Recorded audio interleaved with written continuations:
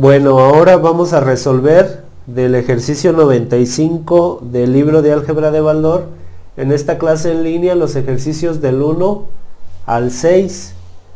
Vamos a resolver el ejercicio 1 y tenemos a cuadrado más 2 por a por b más b cuadrado menos x al cuadrado.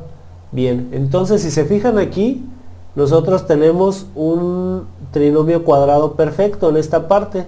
Entonces sacamos raíz cuadrada de a cuadrado, sería a, el signo del segundo que es más, y raíz cuadrada de b al cuadrado sería b.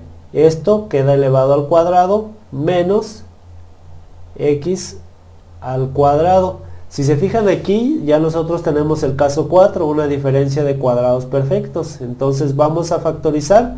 Sacamos raíz cuadrada a esta parte y me quedaría como a más b. Ahora la raíz cuadrada de x al cuadrado sería x. A este le ponemos signo más y lo vamos a multiplicar por los mismos términos variándole el del medio. Es decir, me quedaría a más b menos x. Ahora vamos a reducir nosotros los términos semejantes, es decir, esto me quedaría como a más b más x multiplicado por a más b menos x. Y este sería el resultado de nuestra factorización para el ejercicio 1. Vamos ahora con el ejercicio número 2 y tenemos x cuadrado menos 2x por y más y al cuadrado menos m al cuadrado. Entonces aquí tengo yo un trinomio cuadrado perfecto, le saco la raíz a x cuadrada, sería x, pongo el signo del medio que es negativo y la raíz cuadrada de y al cuadrado sería y. Esto queda elevado al cuadrado. Esta es la factorización de esta parte de aquí, menos m cuadrado. Entonces ya aquí yo tengo una diferencia de cuadrados perfectos.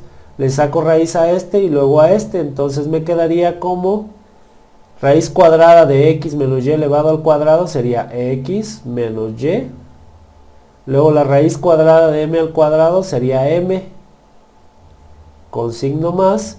Y lo multiplico por lo mismo, pero le voy a cambiar el signo negativo aquí. Es decir, me quedaría x menos y menos m. Ahora reduzco términos semejantes y me quedaría x menos y más m.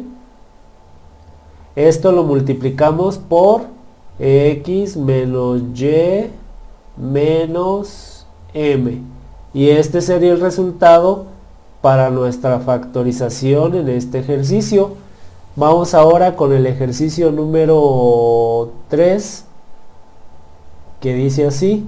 Tengo m cuadrada más 2 por m por n más n al cuadrado menos 1. Entonces yo aquí tengo un trinomio cuadrado perfecto.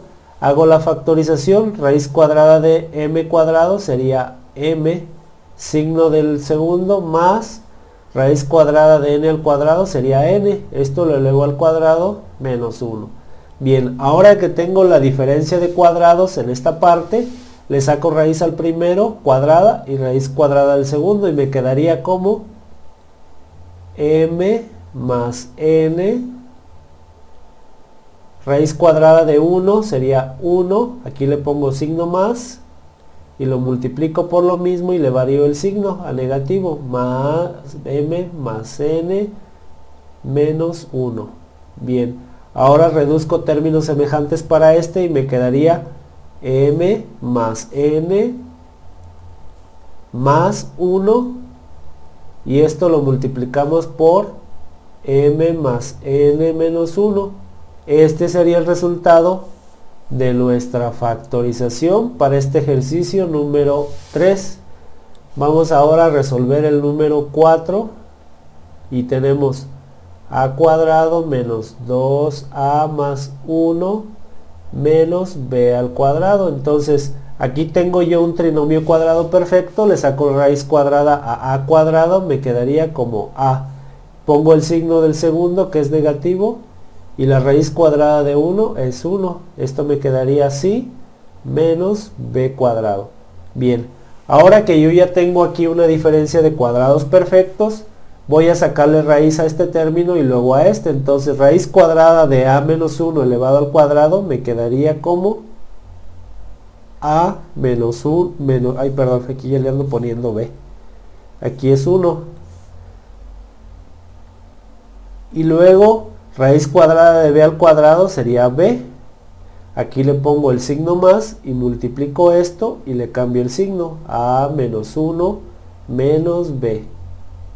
Ahora voy a reducir términos semejantes y me quedaría a menos 1, a menos 1 más b.